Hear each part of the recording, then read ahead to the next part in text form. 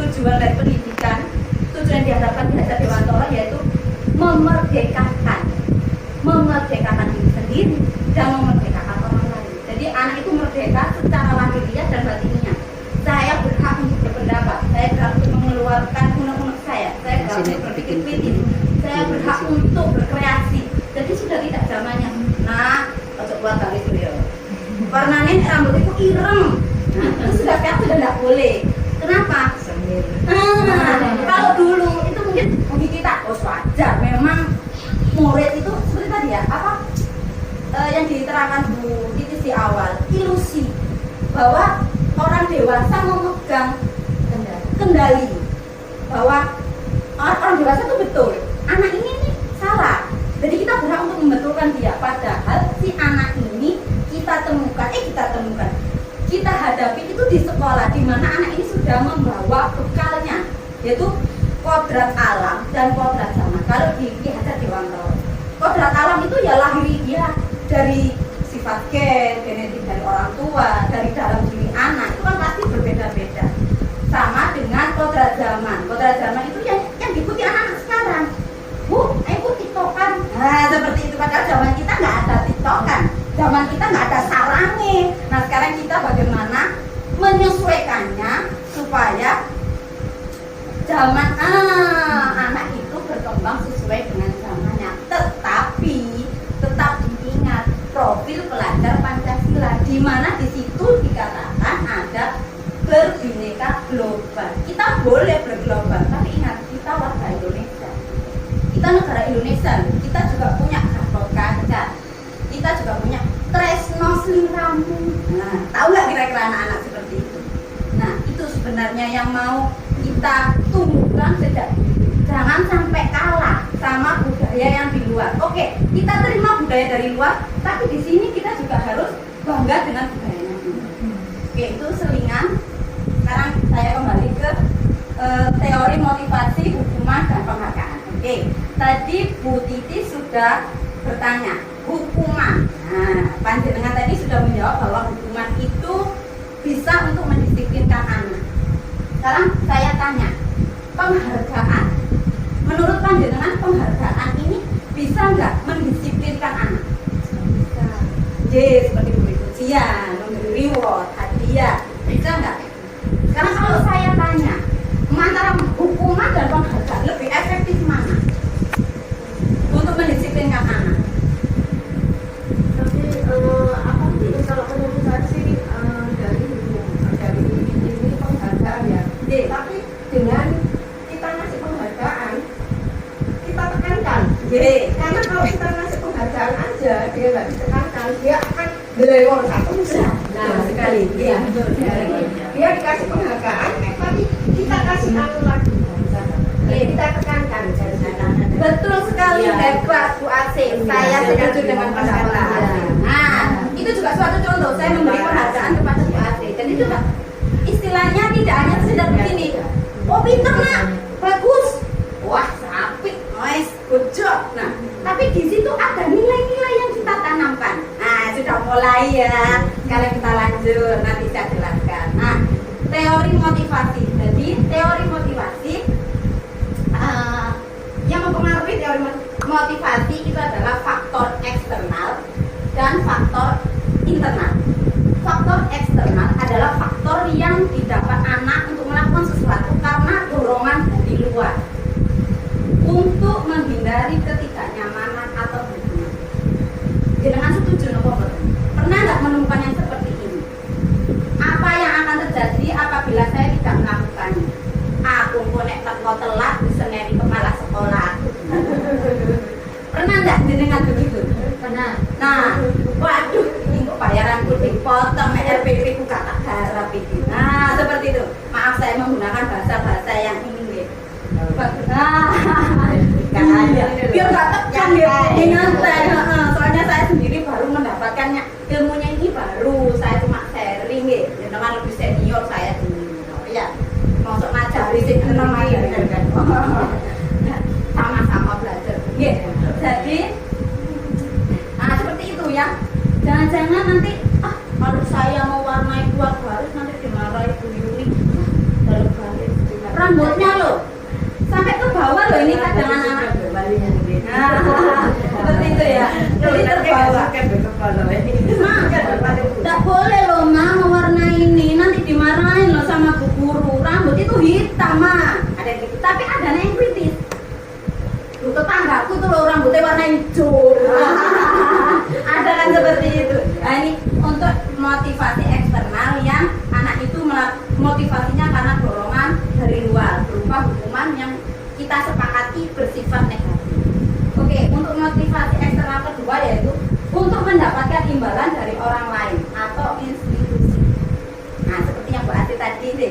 karena oh saya melakukan ini nanti saya akan dapat permen, saya nggak mau melakukan nih nggak dapat permen. Nah seperti itu ya, itu adalah motivasi eksternal. Nah sekarang ini sebenarnya kita belajarnya di sini untuk memahami dan menyamakan konsep supaya tidak terjadi miskonsepsi di sini. Apa sih ini dan bagaimana sih ini? Salah saya di mana? Saya belajarnya bagaimana dan harusnya bagaimana? Kita belajar sama-sama tuh. Kenapa? Karena saya, Bu Titis dan teman-teman yang lainnya tuh juga masih belajar di sini. Karena anak-anak yang kita pegang itu anak-anak yang masih berpikir konkret, di mana dia tidak mengenal nilai-nilai kebajikan. Dengan kalau ngajar kejujuran ya, nah kita akan belajar tentang kejujuran. Bisa nggak anak-anak? Oh, kue jujur tak Bu? Mungkin dia tahu. Tapi kan itu sesuatu yang abstrak. Nah, kita dari situ kita konkretkan ke anak. Kita tumbuhkan nilai intrinsiknya anak, bukan dari ekstrinsiknya. Untuk menghargai diri sendiri. Jadi anak lakukan itu untuk dirinya sendiri, bukan untuk ibuku, bukan untuk temanku, bukan untuk guruku, tapi untuk diriku. Dan memang bermanfaat untukku. Alhamdulillah jika dia sudah berpikir bermanfaat untuk orang lain. Saya menjadi orang yang seperti apa bila saya melakukannya. Nah ini loh, ini yang mana? Ini seperti jenengan kalau pakai helm. Kenapa jenengan kok pakai helm? Nah, biar tidak ditilang. Berarti itu masuk motivasi eksternal atau internal? Ada yang mana? Dari luar. Nanti aku dibilang kita betul ibu sudah mengetahui nilai kebajikan ya. Jadi memakai helm itu bukan karena kita ingin ditilang, tapi intrinsiknya kita keselamatan. Nah itu yang mau ditanamkan ke anak yang itu. Kenapa Bu? Nah, ini bukannya budaya yang sudah kita tanamkan, yang sudah kita dapat mulai dari kecil. Nah, nanti pakai helm, kalau enggak nanti dimarahi Pak Polisi. Apakah buat yang pernah mengatakan seperti itu? Nanti kalau nggak pakai helm dimarahin loh sama Pak Polisi. Nah, berarti secara tidak langsung kita sudah memberikan penanaman dalam pola berpikir siswa ini kan berarti faktor ekstrinsik. Nah, ini yang sudah mulai kita rubah. Kita harus menanamkan ini.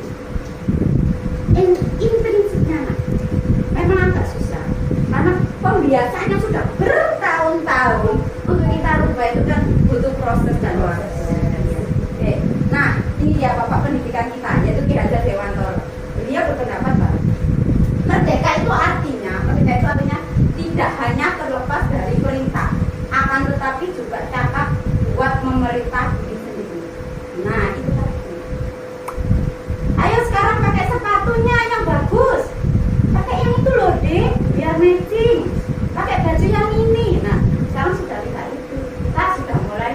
Dek, kamu mau pakai baju yang mana? Dek, kemarin ini mau perginya mau pakai pita yang mana? Seperti itu. Jadi memberi pendapat, memberi anak itu untuk dapat mengambil keputusan itu. Belajar mengambil keputusan. Oke. Nah, seperti ini. Dihukum oleh penghargaan bahwa penghargaan berlaku sama dengan hukuman, dalam arti meminta atau membujuk seseorang melakukan sesuatu untuk memenuhi suatu tujuan tertentu dari orang yang meminta atau membujuk. Pernah nggak dengan aduh nak, nulis yang rapi ya, jangan keluar dari nanti beli nanti kamu yang nulisnya bagus nanti beli nanti mahal. Pernah nggak dengan itu? Jadi anak itu mau melakukan sesuatu karena dia dibujuk dan ada penghargaan, ada reward. Bukan karena keinginan anak. Kita rayu-rayu. Ini ya, nanti kalau kamu menang, ini kasih ya, nanti kalau kamu menang juara 1, ini kasih boneka besar, misalnya itu. Nah, kira-kira itu penghargaan atau hukuman? Memang awalnya kita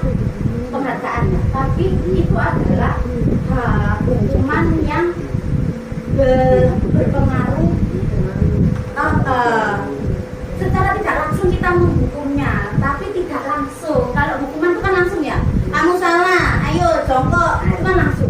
Tapi kalau penghargaan itu tidak langsung. Nah, hampir sama. Kenapa? Karena di situ nanti anak tidak akan mau melakukan lagi tanpa adanya reward. Padahal kita, nah, kita kembalikan lagi ya. Nah, kita kembalikan lagi yang kita tumbuhkan adalah dari dalam, motivasi dari dalam. Pengaruh jangka pendek dan jangka panjang. Nah, ini ya. Begitu ada penghargaan dia mau melakukan. Begitu penghargaan tidak ada, dia tidak mau melakukan. Berarti jangka pendek. Jangka panjang. Selama ada Bu Yuni saya mau, kalau Bu Yuni nggak ada saya juga tidak mau. Jangka pendek dan jangka panjang. Penghargaan menghukum. Penghargaan menghukum ini adalah kita menghukum anak, tapi ternyata kita menghukum anak. Wih bagus, kamu kalau ini apa bungkarnanya seperti ini nanti dapat bintang 4. Akhirnya anaknya gini, aku harus bagus. Kalau enggak aku nanti tidak dapat bintang 4. Wah aku harus juara 1, harus. Kalau enggak aku nanti tidak dapat ranking 1. Nih anak merasa dihukum, dia tidak nyaman.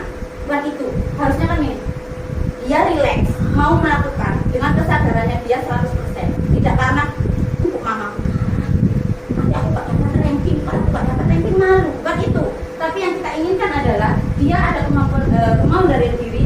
Saya belajar, saya enjoy, saya jadi anak yang pintar untuk siapa? Saya sendirilah. Saya nanti sukses untuk saya sendirilah, bukan orang tua saya. Nah, ini yang harus kita ajarkan ke siswa. Bagaimana caranya? Itu yang menjadi PR kita. Karena yang kita hadapi adalah anak usia dini, yang anak masih berpikir abstrak. Terus penghargaan mengurangi ketepatan, hampir sama dengan hukum.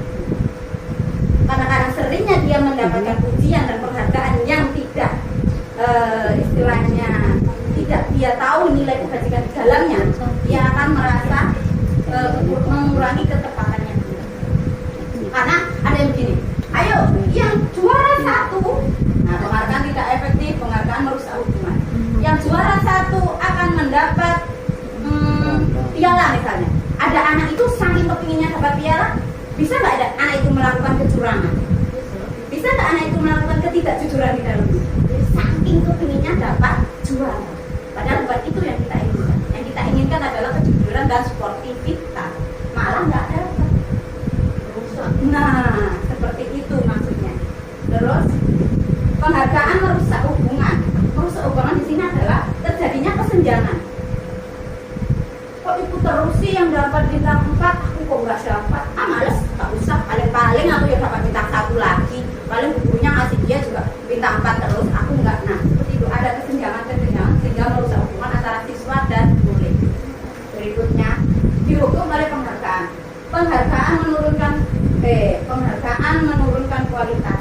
Nah ini ada penelitian yaitu, jadi ada karyawan yang dia itu karyawan rajin mendapatkan reward dengan karyawan yang tidak mendapatkan reward. Ternyata begitu mendapatkan reward, mana yang berkembang? Mereka berdua. Ternyata yang tidak mendapatkan reward ini perkembangannya lebih pesat dibandingkan yang mendapat reward. Kenapa? Karena dalam pikiran mereka, saya harus mendapatkan reward. Berbeda dengan yang tidak dapat reward, saya memang berkembang untuk saya, bukan untuk orang lain. Nah seperti itu. Penghargaan mematikan kreativitas. Sama seperti itu. Karena dia hanya berpaku pada reward penghargaan, kreativitas tidak keluar. Kalau kemarin sudah begini, berarti saya tidak harus begitu. Saya harus begini untuk supaya dapat menang. Padahal bukan itu kan. Sebenarnya kita ikut sebagai guru penggerak ini bukan untuk reward, tapi seharusnya memang untuk menambah ilmu seperti itu. Penghargaan mengurangi motivasi intrinsik. Kita setuju mboten ini. Penghargaan mengurangi motivasi intrinsik atau siswa kita. Oke. Sudah sependapat nggih. Oke, kita lanjutkan. Bentuk program kebajikan apresiasi. Nah, kalau jenengan mau mengapresiasi boleh. Caranya seperti ini. Dalam memberi apresiasi perlu diingat beberapa hal. Beri pengakuan secara khusus. Misalnya bagus adik sudah bertanggung jawab merapikan mainannya sendiri. Nilai kebajikan apa yang saya kasihkan di sini? Nah, jadi nggak cuma sekedar gini, good job, bagus, pinter, ya bagus, bagus, murah sekali.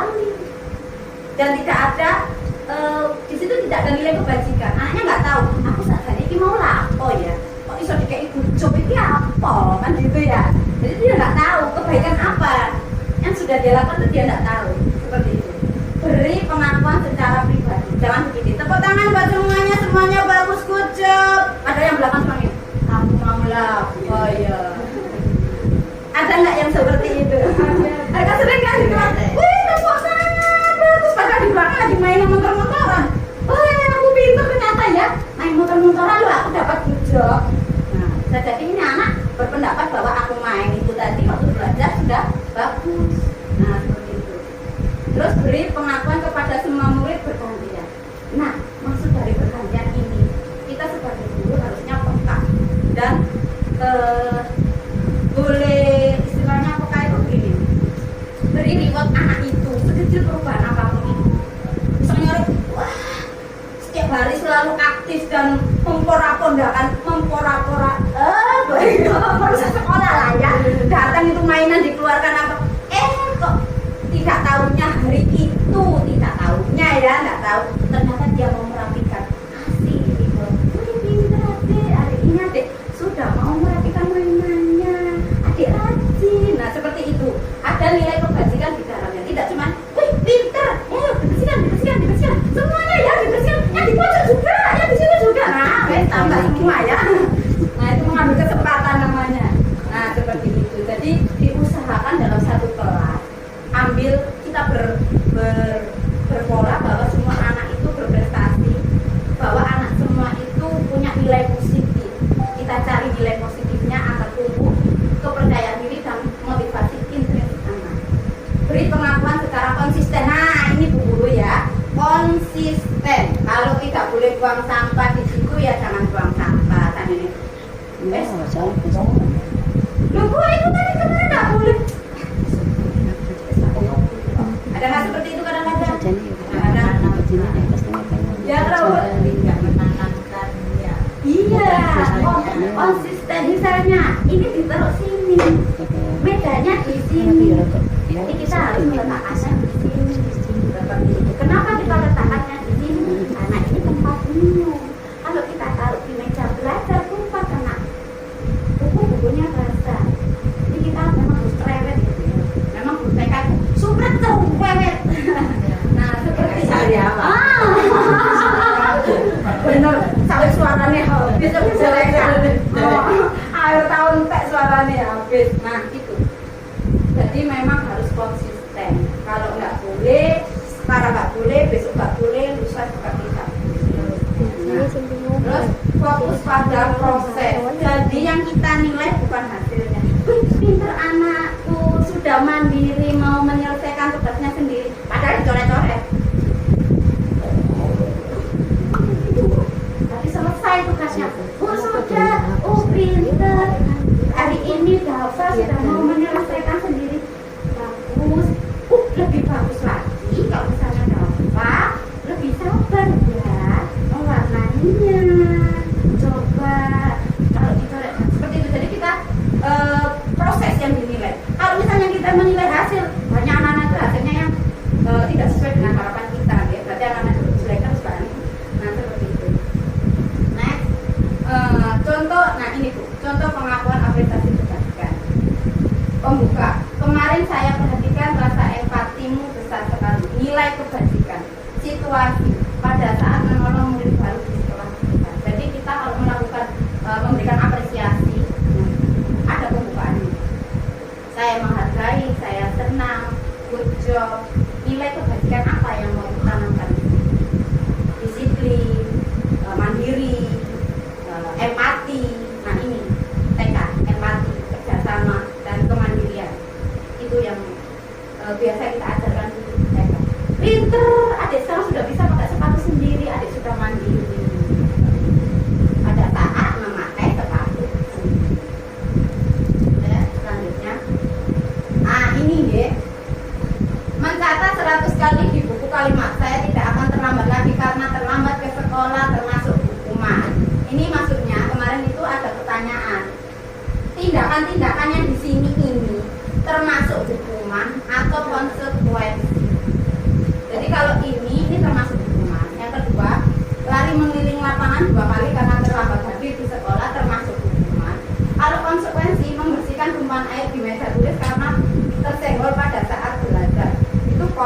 konsekuensi. Kira-kira Ibu ada pertanyaan nggak di sini? Antara hukuman dan konsekuensi. Kalau tidak saya lanjutkan ya. Perbedaan hukuman dan konsekuensi. Hukuman sesuatu yang menyakitkan, harus terjadi, harus, itu satu hukuman. Kalau konsekuensi sesuatu yang harus terjadi, tapi di sini biasanya ada aturan main. Ya, kalau airnya tumpah jatuh berarti harus dibersihkan. Kenapa harus dibersihkan? Karena airnya tumpah. Seperti itu. Kalau hukuman enggak, kamu datang terlambat, dihukum lari. Padahal kita ada alasan toh kenapa anak itu tadi datang terlambat. Di situ nanti akan dijelaskan tentang segitiga restitusi. Oke, next ya. Nah, ini apa itu restitusi? Nah, ini kita sekarang mulai belajar ke restitusi, bukan hukuman, bukan pembacaan. Restitusi adalah proses menciptakan kondisi bagi murid untuk memperbaiki kesalahan mereka.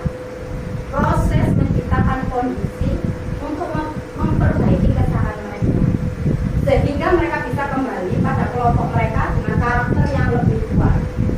Restitusi juga merupakan proses kolaboratif yang mengajarkan murid untuk mencari solusi untuk masalah mereka, dan membantu murid berpikir tentang orang seperti apa yang mereka inginkan menjadi tujuan mulia dan bagaimana mereka harus memperlakukan orang lain. Nah, ini restitusi, menciptakan kondisi, memperbaiki kesalahan. Jadi kita memberi kesempatan anak itu untuk berpikir dan memperbaiki kesalahannya sendiri. Jadi tidak semata-mata kamu datang terlambat, lari lapangan 7 kali. Pak, tapi kita tanyakan dulu, kamu terlambat kenapa? Nah, alasannya kenapa? Nah, setelah itu mulai dari mencari solusi.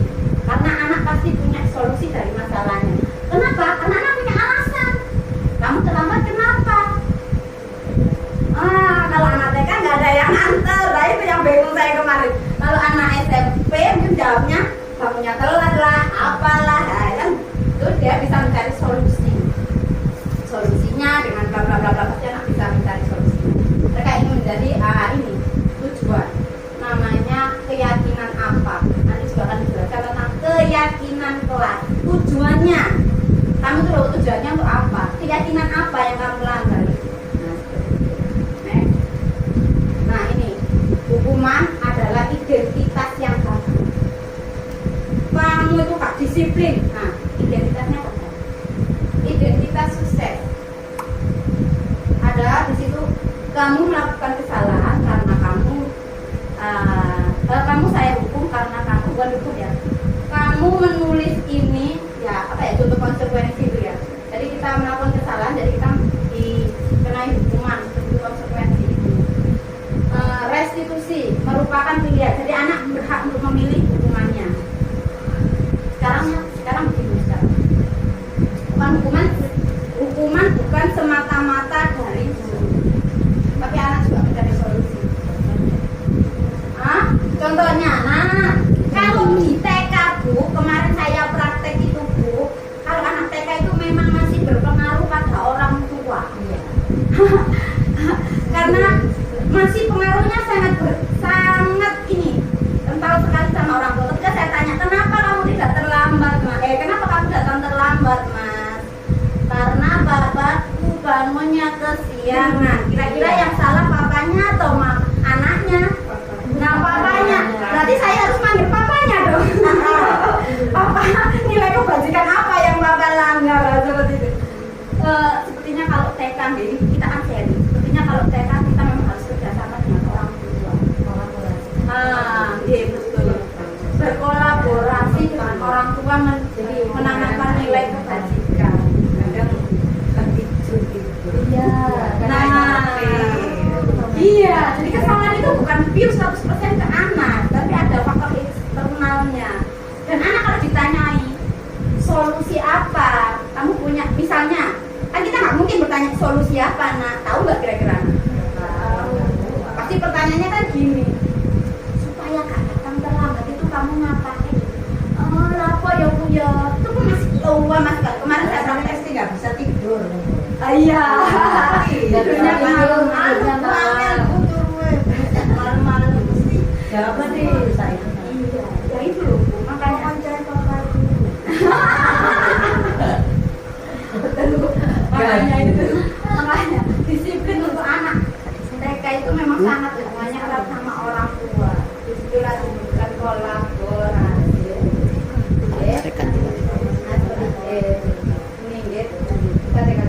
Kalau kemarin ada Bu satu karena jamnya rusak, jadi solusinya ketemu Bu. Saya tanya dua siswa kan, katanya kamu datang terlambat kenapa? Jamku rusak. Supaya kamu datang tidak terlambat itu jamnya diapain? Saya langsung ke situ. Kalau di lama-lama kan dia malah nggak mudeng-mudeng ya. Jadi saya langsung ke situ supaya jamnya nggak rusak diapain?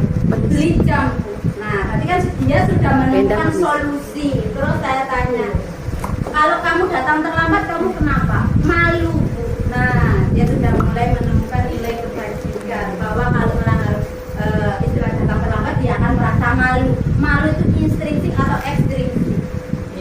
Nah, karena dia menemukan dari dalam dirinya sendiri. Nah itu, dan itu tidak satu kali dua kali itu dipulang-pulang kalau anak TK karena besoknya dia itu datang terlambat lagi, padahal jamnya wes diganti. Ya. Nah itu ya. Pembentukan karakter anak ini itu memang dari pendidikan keluarga dan diajarkan dari sekolah. Tentunya kolaborasi. Next, 9 ciri-ciri restitusi. Bukan untuk menebus kesalahan, namun untuk belajar dari kesalahan. Nah ini Bu, bukan nyarano, tapi kita belajar dari kesalahan. Supaya kamu tidak terlambat, kamu ngapain? Supaya kamu mau duduk, supaya kamu bisa duduk di depan, kamu ngapain? Memperbaiki hubungan. Nah, ini kira-kira nih kalau kita suka membuku hubungan kita sama anak bagaimana? Wih, bu guru itu jahat, aku. Trauma, iya dah. Bu guru itu nanti aku dimarahin. Nah ini ya, restitusi memperbaiki hubungan. Tawaran bukan paksaan, jadi ditawarkan. Terus solusinya enaknya apa? Bagaimana menurutmu? Kalau anak-anak memang harus kita tuntun untuk menemukan jawaban. Tapi kalau anak SMP, insya Allah dia bisa menemukan jawaban. Restitusi menuntun untuk melihat ke dalam diri. Nah, saya merasa malu. Setelah dia berpikir, dia menemukan. Kalau saya salah, saya malu. Terus, restitusi diri adalah cara yang paling baik. Restitusi mencari kebutuhan dasar yang mendasari tindakan. Nah, ini mendasari tindakan. Apa yang saya lakukan, kemudian apa yang saya lakukan akan saya tidak melakukan perbuatan yang jelek. Itu yang perlu kita tanam. Jadi tidak semata-mata kita sudah itu perbuatan jelek, jangan. Itu namanya tidak menghormati. Anak ini iya jelek. Tapi dia tidak tahu apa maksud dari jelek. Ya, jadi kita harus melihat dia mendasari tindakannya dia itu sebenarnya nilai kemudian apa di situ yang mau kita tanam. Seperti itu. Terus restitusi fokus pada karakter bukan tindakan. Jadi memang karakter anak yang kita bentuk, bukan tindakan, bukan hasil ya, proses seperti itu. Terus restitusi fokus pada solusi, bukan gini, kamu telat, wes gak pakai sepatu, bajumu gak karu-karuan, terus ini ya opo, wes kamu itu datangnya setiap hari selalu datang, akan menjatuhkan anak ya. Jadi fokus pada solusi. Begitu sudah tahu permasalahannya, solusi apa? Terus supaya kamu tidak melakukan tindakan yang begini itu bagaimana? Kita tawarkan solusinya ke ingat, kita anak TK. Jadi kita tetap mengantar. Kalau anak disuruh menemukan solusi berarti kita harus kolaborasi dengan orang tua. Tidak mungkin anak bapak menemukan solusinya sendiri. Restitusi mengembalikan murid yang berbuat salah pada kelompoknya. Ada nggak yang dia merasa terkucilkan setelah datang terlambat nih misalnya? Ada kan anak duduk di pojok karena datang terlambat. Ada yang anaknya terus gak pede, bahkan rewel nggak mau sekolah. Ada nggak di tempat itu dengan nggak mau sekolah karena dia datangnya terlambat.